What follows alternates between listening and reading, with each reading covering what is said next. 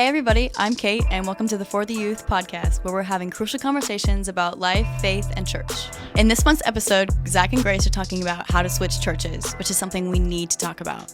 I can't wait to hear what they have to say. Make sure to hit that subscribe button, and if this is helpful to you, please consider sharing it with a friend. 5-star reviews are always appreciated, and we've got some ways for you to learn more and get connected in the description for this episode. Also, Camp at the Peak is coming up July 9th through the 13th, where we're headed up to the mountains of Tennessee for rafting, paintball, and worship, and an all-around good time. So if you're listening to this in June of 2022, there's still time for you to sign up. But if not, that's okay. Don't be sad. There's always next year. But you can find all the information you need at mvmt.com/camp. Well, without further ado, let's jump into the very first episode of the For the Youth podcast. Hey everybody, thanks for joining us for today's episode, the very first episode of the For the Youth podcast. I'm here with Grace, who is a senior in our ministry, and we're really excited about today's episode. How are you doing, Grace? I'm doing very well. Fantastic. Well, this is the very first inaugural episode of the For the Youth podcast. How do you feel about that? Is that some pressure? Important. Very important. Also, there's some pressure. There is pressure. If this stinks, no one's ever going to watch the second episode. Yeah. So, don't mess it up. Just joking. But this is going to be fun. We are going to talk about switching churches today. How to do that, when to do that. Is it biblical? Is there a good way to go about it? And I'm really, really excited for it. But before we even get into asking you questions, because you are our expert for the day, once again, no pressure. Before we start asking you questions, I just want to preface this because there's all kinds of things that people might be wondering when we talk about something like this. Mm-hmm. You know, if you're in the Gainesville area, you might be thinking, I bet they're just doing this to get me to switch to their church. And that's not it at all. We're part of a church called Westside Baptist Church, and we're 4 local churches. So we go to a church, but we are on team Big C Church. We are rooting on churches in our area. And I think it's good to celebrate the different cultures and sometimes passions that make up different churches and make them who they are, you know?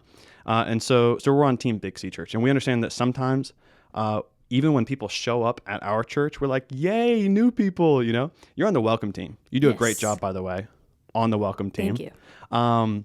When we see people show up, we're like, yay, new people. But we also understand that sometimes there's some hurt left behind from the church that they're leaving, you know?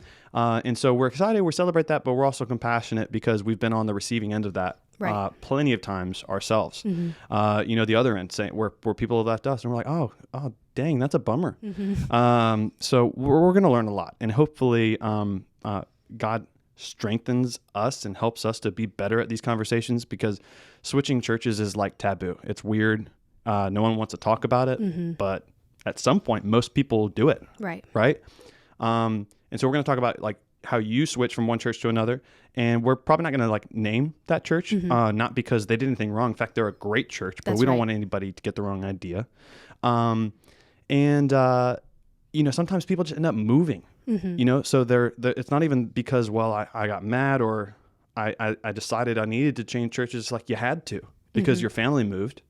I'm going to stop talking now, though. I need you to start talking soon. Okay. And we're going to ask you some questions. Why don't we do this? Why don't you give us the 2 or 3 minute introduction to Grace and your story and all of that. Okay. Grace the person, not Grace the concept.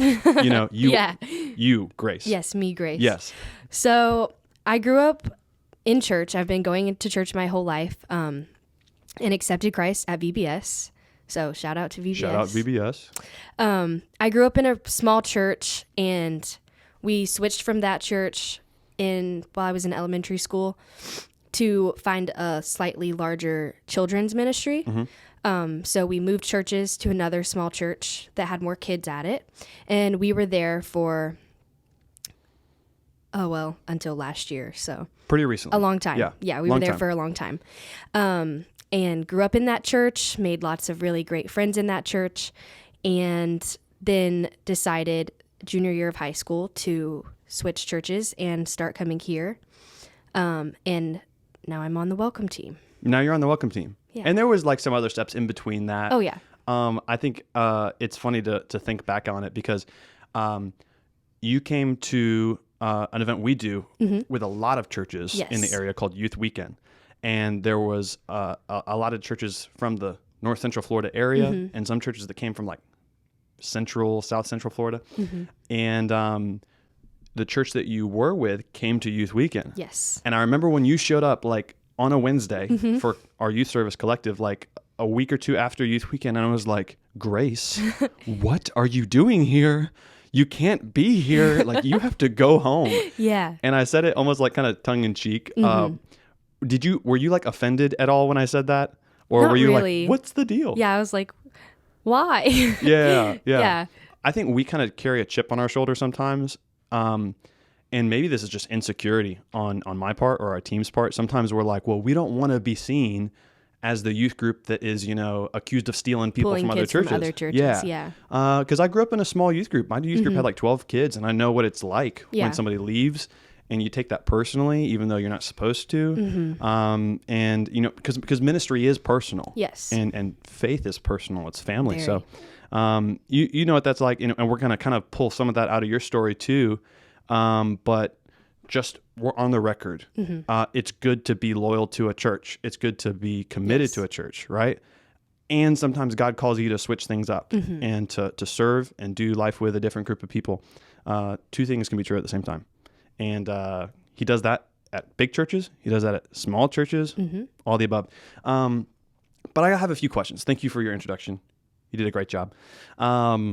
Switching churches is such a huge decision, but why do you think it is hard to talk about? Why do you think it is kind of taboo? Why do we avoid it so much? I think a lot of times we don't want people to make us feel bad about it.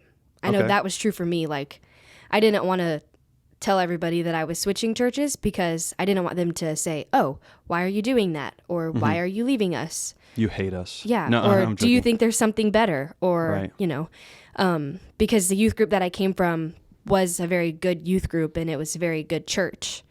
So they didn't do anything wrong, but I didn't want them to make me feel like I was doing anything wrong. Right. And maybe some of that's kind of sometimes in our heads. Yeah. Right. Yeah. I know what that's like. It's kind of funny because you're a student and you attend church. I work for a church. I'm a youth pastor. And it's always funny when I see somebody like at the grocery store or around town who used to go to our church and they're real quick to like avoid eye contact and they like start walking the other direction. Not always. Right. But sometimes. And I'm like, hey, you don't have to be weird. Like, it's cool. It's fine if you go to a different church. I'm bummed if you don't go to a church anywhere. That's a little bit different. But I get it. Like, sometimes God just calls us to a different group of people for a different season. And so we have like a two-pronged approach to this conversation, Grace. We're going to ask you, and we're going to have a conversation about, number one, how do you decide if or when to change churches? And then number two, if you're going to do that, how do you go about that switch? Is there a godly, God-honoring, graceful way to do that? Graceful. See what I did there? And so this is where we start coming at you with the questions. Like I said, changing churches is really emotional for a lot of us. But what were some of the emotions that were kind of going through your head, going through your heart as you were deciding, should I change churches or not?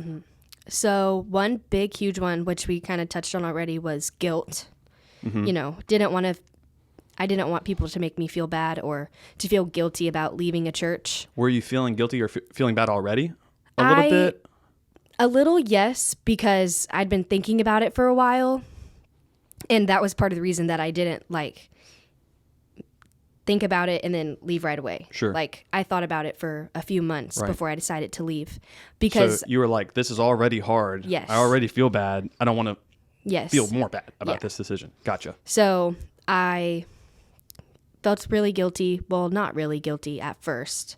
But then by the time I decided to move, I did feel pretty guilty because I had a very active role in the youth group. Started to get more real. So when I left, I didn't have an active role anymore. When I came here, I was just attending, which was, God was using that for good, and I didn't realize it at the time, but I kind of felt useless. Like, I just was sitting in the crowd, You're like, give me a listening job. to the message. Didn't you apply for student service, or didn't you ask about it? And I was like, oh, we can't take applications yet. Did you hate me right about then? No, because that was something new to me. Yeah. And I applied as soon as it was time again. Yeah. Like, I was here for a semester and then I applied. I think that's good and healthy. And I know, like, for a busybody who's like, I'm ready to serve, put me to work. That's hard, but sometimes it's important to, like, hey, let me be fed, let me be encouraged, let me be filled, and then I'll get to work. Yeah, you know, I really needed that. That's good. I'm glad. You know, I didn't make that policy. That policy was in place before I was youth pastor, so I'm just glad that was already there. Were there any other emotions that you wanted to talk about? I would say loneliness at times. I didn't really make the decision to talk a lot about moving churches with people from that church or my friends or my parents. So I kind of was just like all alone while I was deciding, which wasn't the fault of anybody specifically. It was my own decision to not tell anybody.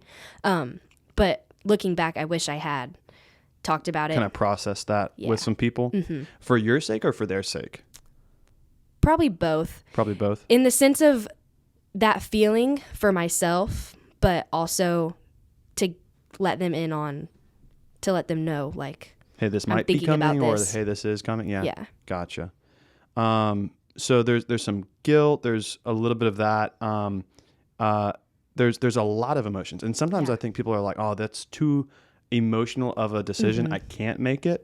But I think God has made us emotional creatures. That's not a bad thing. Right. That's just the way that He's made us. And so would you say it's okay to kind of embrace some of those emotions and walk through that way? Yeah. And there's definitely some positive emotions too. Like, when I started coming to Collective, I was filled with excitement, and it was something new, and it was different, and I enjoyed it a lot, and I wanted to keep coming back. So the negative feelings were offset by the, like, reassurance and joy of me knowing that I wasn't making the wrong decision. That's once exciting. I made the decision. That makes sense. And something new is always exciting. Yes. And whether it's exciting for a good reason or a bad reason, like sometimes it's scary. Yeah. But it's still commanding all your attention and your energy and your thoughts. And sometimes we could maybe talk about this later, but it's not necessarily that God is calling you to go to a whole new place or, you know, even change jobs or leave this group of friends. You might need to make some tweaks and freshen things up a little bit and try something new. Yeah. Okay, so we've talked a little bit about some of the emotions. Were there any, like, positive or negative attitudes that God revealed to you about yourself during this process? Like, did you learn some things about yourself through this process? Yeah. So I think one positive would be the value that was in my life on community. Community is a huge part of everybody's faith, and it's a huge part of what makes a youth group full of life. And so I really valued that a lot, and I still value that. And He revealed that to me through my old youth group, because it was much smaller, and we were very much a family there. Yeah. And it's like that here too, especially with the student serve team or with our teams, or our your age life group teams. maybe. Yeah, and our life groups for sure.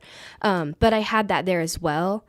But on the contrary to that, the loyalty that I had an attitude of loyalty. But that kind of led me to ignore my faith and what I needed for my personal growth.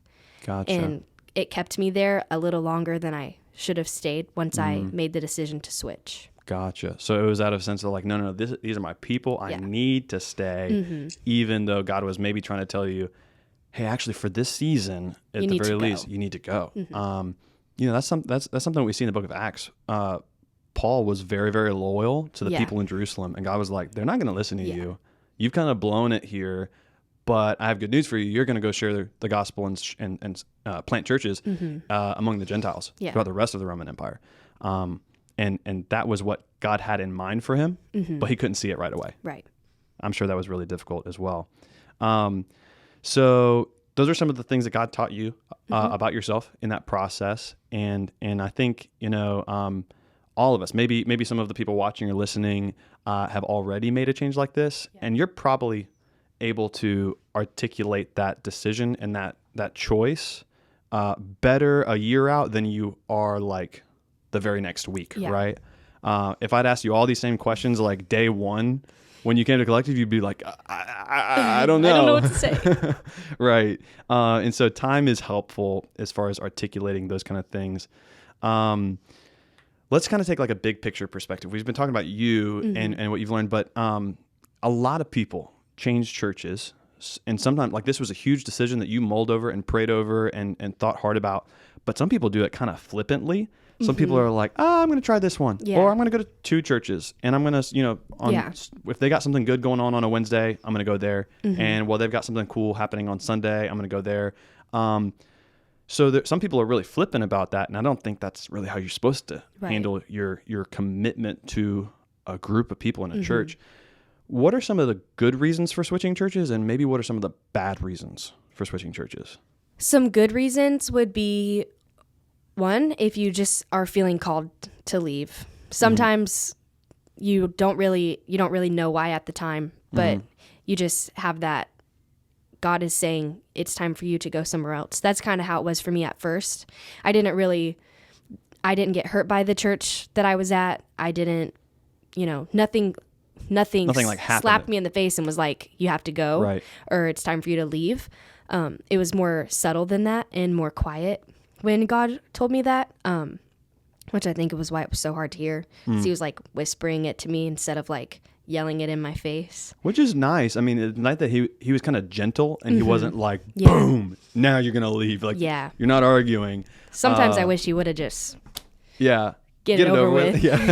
Rip the Band-Aid off. Yeah, exactly. I get that. But I'm sorry, where were we? I detoured us. Definitely took us off. Lost my train of thought. We were talking about good reasons and bad reasons. Oh, right. Some bad reasons I would say would be for people, if you have more friends that go to one church than another, or somebody, maybe you broke up with your girlfriend or boyfriend and you're like, say that again, please. No, say it word for word, please. Maybe you broke up with your boyfriend or girlfriend. Amen. And you're like, I gotta leave this church. Oh my goodness. I can't see them anymore.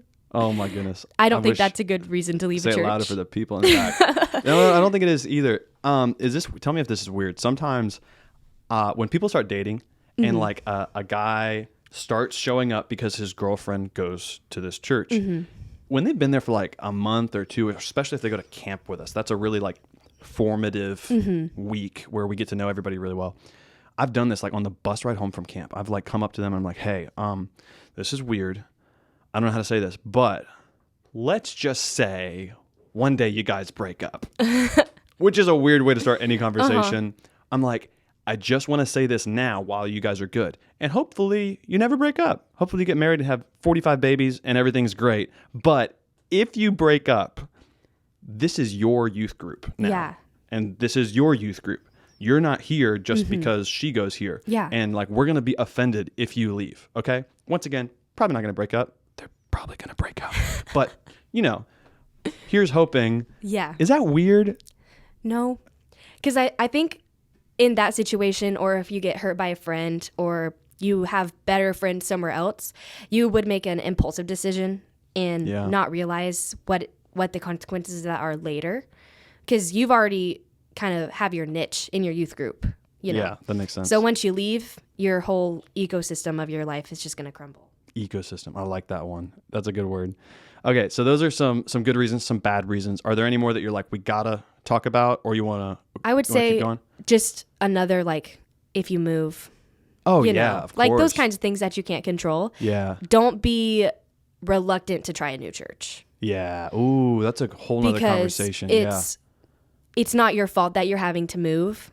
So, like, there's no harm in moving churches because you don't have a choice. Yeah. But at the same time, you can't say, oh, well, I wasn't ready to leave that church, so I'm not going to try a new church. That's so good. Sometimes the people that I talk to about this the most are people who got saved as like 10th graders, 11th graders, maybe even seniors. And then they start getting plugged in at Collective or Wednesday night service or on a Sunday morning. And they're like, I just love Westside. I just love Collective. And then college. And especially, not everybody stays here in Gainesville. Yeah. So they don't get to stay at Westside or with Movement Youth, even as a volunteer. Yeah. So I'm like, hey, I'm going to go ahead and just burst this bubble for you. When you leave, You have to find a new church. you have to find a new church. And whatever you do, don't compare it to Collective. Don't compare it to Westside. And that's a good thing. Yeah. Right? We got issues. We got problems. And there's some churches that don't have those same problems. Hallelujah. And there's some churches that have other issues, but they have different strengths as well. Yeah. And it's good. There's a point where God is talking to the Israelites, and he's saying, listen, I'm going to make a way in the wilderness. Yeah. I'm going to put a river in that wasteland, and I'm going to put something in your life that wasn't there before. And you're expecting me to come in, and I'm sorry, I'm not trying to preach. You're expecting me to come in and save you just like I did with Moses and with some other people, but I'm not going to do it that way. Yeah. I need to teach you something new and fresh in this next season of your life. I'm so sorry. I didn't mean to preach. But God might want to use that church to teach you something that the last church didn't. So those are some good reasons and some bad reasons. I got to talk about this before we move on. How involved were your parents in this decision? I know your parents, but like how involved were they in this decision to move from one church to another? They were involved to the extent that they were aware and they were supportive, and they had the opportunity to voice their opinion or voice any concern. I didn't like walk up to them one day and say, I'm moving churches and you can't do anything about it. Right. And you just have to be okay with it. That might not have gone very well. Yeah, probably not. Probably not. And they also weren't like, Grace, we don't think that's a good idea. You should really try to stay where you are or try a different church. Like, we don't want you to go to Westside. Right. You know, they didn't say that. They didn't say anything like that. Oh, I'm sorry. I cut you off. You go ahead. Well, I was going to say, I know your parents, and I was just talking to your folks the other day, and I was like, listen, Grace is not normal. And I mean that in a good way. Don't freak out. We weren't talking bad about you. But I was like, Grace is really mature, and she just makes really wise decisions more often than not, and she just loves the Lord. And I was like, that's not normal. And she was like, yeah, your mom was like, I don't even know what to do with her sometimes. She's like, she's just brilliant. She's really smart. She loves Jesus. And so you have a good bit of trust. You've earned some trust with your parents, I guess is what I'm trying to say. And maybe some of our listeners don't have that trust. Maybe, they've made a lot of decisions in the past based on a girlfriend or based on where their friends were going. Yeah. So if that had been the case with you, they might have been like, okay, Grace, we've been here before. Or, hey, I know what you're thinking, but you earned a lot of that trust. I think that's a big part of it. Yeah. And we had lots of conversations. We prayed about it. We went through all the steps, like what's going to happen on Sundays? Like, are you going to start going to Westside on Sundays? All those types of questions came up, and they were both very supportive and receptive when I told them that I was thinking about moving. And like that trust you were talking about, they knew that I was making the decision because my faith, like it was a faith decision, and my heart posture was proper when I made that decision. They could probably see that it was hard for you too. Yeah. Yeah. So they're like, she's not doing this just because it's easy. Yeah. I'd come home on Wednesdays and they'd say, oh, how was youth group? And I'd say, it was good, but blah, blah, blah. Or, well, it was all right. Or, yeah. They knew that the Lord was kind of working on you a little bit. And I think you'll see, like you and I are probably, we're enjoying what God is doing here at Westside right now. But there could very well be people who are in a real season of dissatisfaction with their faith and with church in the exact same service.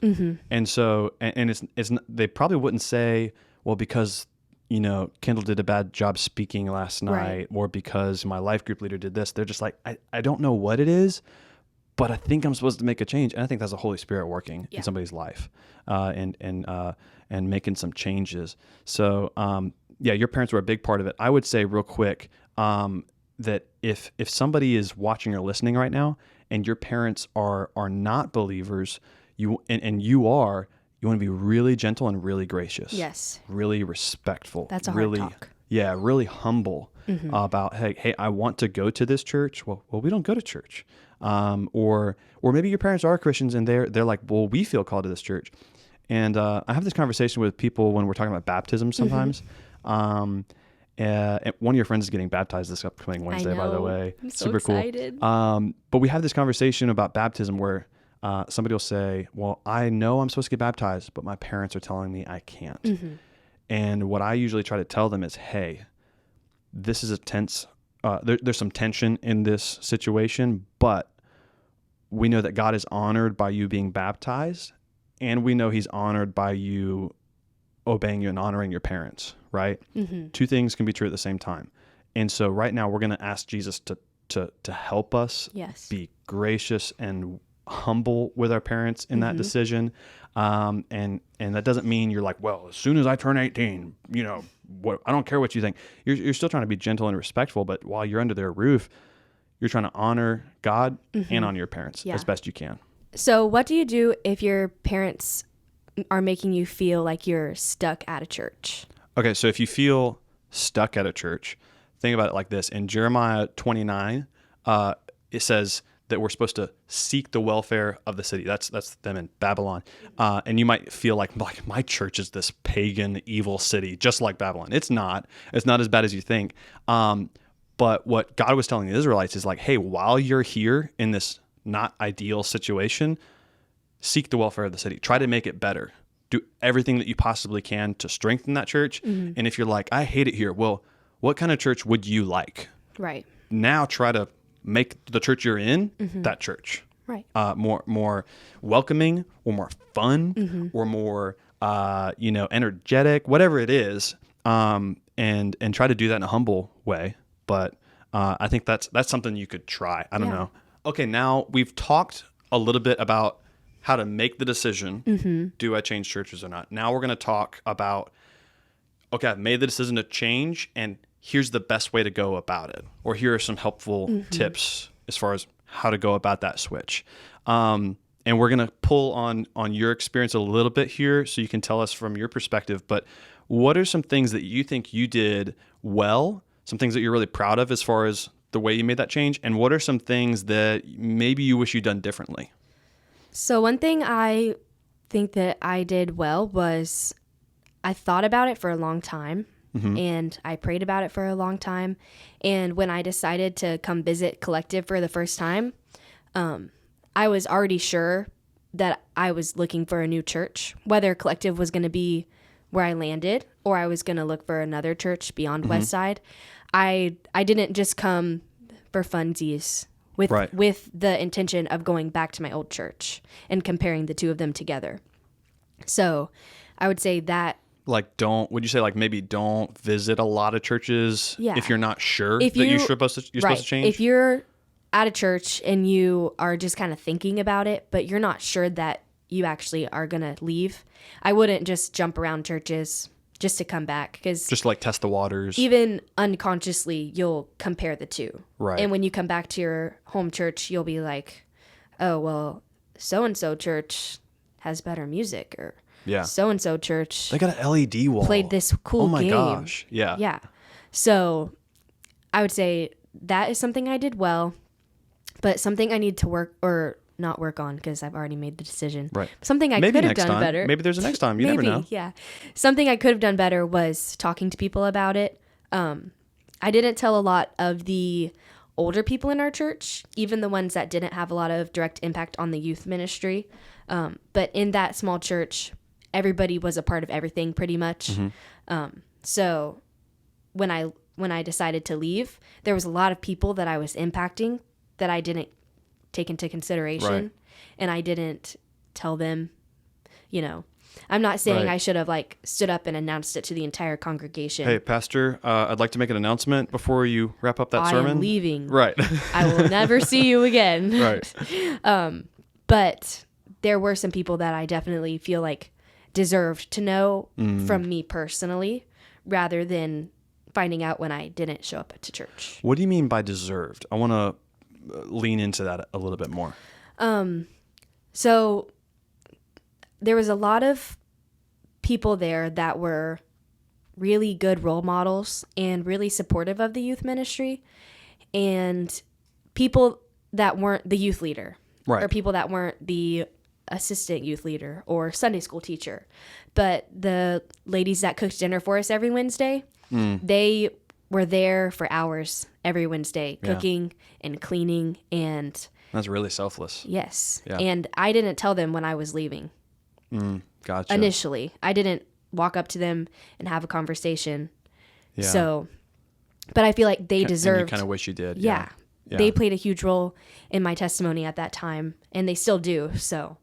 Yeah. And I think like we're pulling out some things that, like I said, I think you did really well and really graciously, but and when we zoom in on some things that you're like, I do wish I'd done that differently. That's not an attack, because Right. were you 16 at the time? 17? Yeah. Hey, you're 16 years old. You're not supposed to have all of this figured out perfectly. You're not supposed to know all the answers. And it's not that we're like, well, I want to make mistakes, but we're going to make mistakes, right? And so that's part of the reason that we're doing this podcast, is because we don't know how to do this, and we're figuring it out. And hopefully, this is a helpful conversation for a lot of people. But I think what you're addressing, what you're talking about, is kind of that like delayed disappointment syndrome, because we say, well, I don't want to tell them, it'll hurt their feelings, Right. And so what we actually end up doing is we hurt their feelings more, maybe, By not telling them. by not telling them at all. Yeah. Right? We kind of ghost people. And sometimes when people leave the church, those of us who are still there, we're like, oh my gosh, they just up and left. I guess they just never wanted to see us again. And the truth is, they just didn't know how to tell you. Yeah. And they were afraid of disappointing you or afraid of hurting you. So that makes a lot of sense. It makes a lot of sense. And so what you would say is, hey, I wish I'd told some people more, or told more people. You talked about people who deserve to know. Do you think that there are certain people you need to tell first, and maybe some people that you shouldn't tell until it's kind of finished or finalized? I wouldn't say that there's really an order to how you should tell people. I think those conversations, God will lead those conversations, and he'll set the time for those. Yeah. So instead of me like writing down a list and saying, okay, I'm going to tell this person first, and avoid talking to the other people, even when I have the opportunity to. Yeah. I don't think that's the best approach. Just when it's the right time, when it fits, and it's not forced, maybe. Yeah. But also at that time, I didn't feel the need to have a sit-down conversation with the 6th graders. Sure. In the youth group. They're maybe not ready to process something like that or understand it. Sure. They haven't known me for very long. They're still kind of in that stage of, I come to youth group because it's fun, and every now and then, This is just what we do. I tune in. Like, this is just what I do on Wednesday nights. Sure. How dare you generalize 6th graders that way? That is so insensitive. No, I'm joking. A lot of I'm time joking. with 6th graders. Spent a lot of time with 6th graders. I'm on the welcome team. If you're listening right now and you're a 6th grader, we love you. We love you so much. 6th graders are the bomb. They're the bomb. Sometimes. But you are what you are. Yeah, they just are 12 years old. Yeah. And somebody told me one time, this wasn't me, I wish it was me. Somebody said, hey, if you're going to change churches, your pastor shouldn't find out about it on Instagram. Yeah. Right? And maybe you're like, I go to a church with 7,000 people. Okay, maybe your pastor could be replaced with, hey, your small group leader, or your youth pastor, or the people that you do ministry with who are in your inner circle. Yeah. They shouldn't find out with the passive aggressive like selfie in front of the new church. Yeah, loving this new church. #fresh start. That's a little insensitive. And I think some people do that because they don't know how else to say it. We're telling you right now. Now you know how to say it. Not that. Right? So, okay, there are certain people you should tell, and there's some, maybe not in an exact order, but what are some helpful things to include, Grace? What are some helpful things to include when you're explaining your switch to close friends, parents, or pastors? First of all, if it comes up, or if you're getting the feeling that they're thinking that it was their fault, reassure them that, you made that decision for you. Gotcha. You didn't make it because they said something that offended you, or because... It's not that your preaching's bad. Yeah. Everybody walks through different seasons in their faith, and sometimes you don't see those from the outside. So give them a little glimpse into what's going on in your heart. Gotcha. You don't have to explain your whole life story, but at the same time, they should have an understanding of this is what's going on within my spiritual life, and this is why I'm making this decision, and pray with them. That makes sense. That sounds really, really sensitive. What are some things that maybe you want to tell them, like as you're telling some of these people? Not just how to explain it, but like final words. I mean, you can still be friends with these people, but like before you leave that church, or is there some things that you're like, hey, make sure you tell people this or that? I would say for sure, make sure they know that you're still rooting for their youth group. Every youth group deserves to thrive. Yeah. Even if you're leaving the church because you did get hurt by the church, Right. the people in that youth group they still need to know Jesus, Right. and Jesus is still there. So, And it's probably not all 60 people in the church that hurt you, right? And so we shouldn't diminish one place, because Jesus is just as much present in a 20-person youth group as he is in a 20,000-person youth group. Amen. Yeah. And, people experience Jesus in different ways every day. That's so true. So make sure that you're still rooting for them. They know that you're still rooting for them. And okay, let me ask this question. We got a couple more, and we're going to wrap up. What are some things that you think you can do to maintain or restore relationships with members from your previous church after you've switched? Keep in contact. Yeah, that's really important. Even if you accidentally ghost people when you leave, like you don't tell somebody and they just don't hear from you for a while, don't ghost them in everyday life as well. Right. Talk to them when you see them. We live in a small town. Right. And it's hard to avoid people. So you're going to see them at Hitchcock's. If you burn a bridge, you'll be eating a blizzard with them at Dairy Queen the next day. And it'll be really awkward if you have nothing to talk about. That is such a Newberry thing to say. Represent the berry. Yes. I love that. And I'm not making light of that, but stay in touch. And even if you're like, I ghosted them and now I don't know what to do, like reach out and explain, hey, I was processing some things and I didn't know what to say or how to say it. And I think I'm in a better place now. I'm able to articulate this. I'm sorry. Yeah. And I would like to be friends. Not necessarily sorry for switching churches, just sorry for not saying something. I think that's a really great piece of advice. Okay, we really are wrapping up. This is not going to be like a 3-hour long podcast, but I do want to ask one more question. Do you have any final advice, any piece of grace, wisdom for people who are thinking about switching churches, or maybe they're in the middle of it right now? I would say one, just always trust God's timing. I didn't switch youth groups until junior year, and now I'm about to go to college, and I've made the decision to stay home for college, so I'll still be at Westside, but hallelujah. God places those types of decisions in our lives at certain times for a certain reason, and even if it doesn't seem like the most opportune moment, we just have to trust that time is the right time, because it is the right time, even if we think, oh, it's not the right time. Because when I was making my college decisions, that was a big fear. Like, if I move away, I'm going to have to find a new church. All over again. But I've only been at this church for a year. And I think part of the reason God was calling me to stay home was because I just plugged in here. And for some people that are choosing to leave for college reasons, that have been here for their entire high school experience, it's time for them to plug in somewhere else. And you just have to trust that, you're going to be used where you go. So you have to be faithful and go. That's so good. That's so good.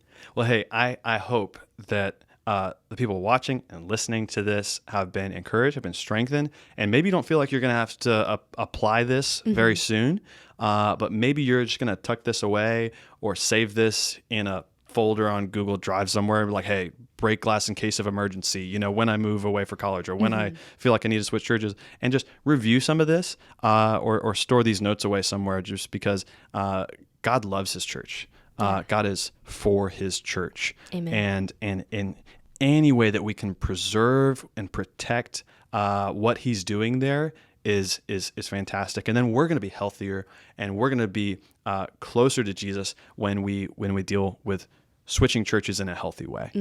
But Grace, you did a great job. Thanks. Thank you so much for sharing. Thanks for I know having me. that's your story, so thank you for trusting us with it. This has been the very first inaugural episode of the For the Youth podcast. We are for the youth. We believe in this generation, and so we're going to be having more conversations like this one that hopefully will strengthen you in your faith, will help answer some questions that you have about how to be a Christian when you're a 15-year-old or an 18-year-old or what have you. And I can't wait to see the conversations that we have coming later.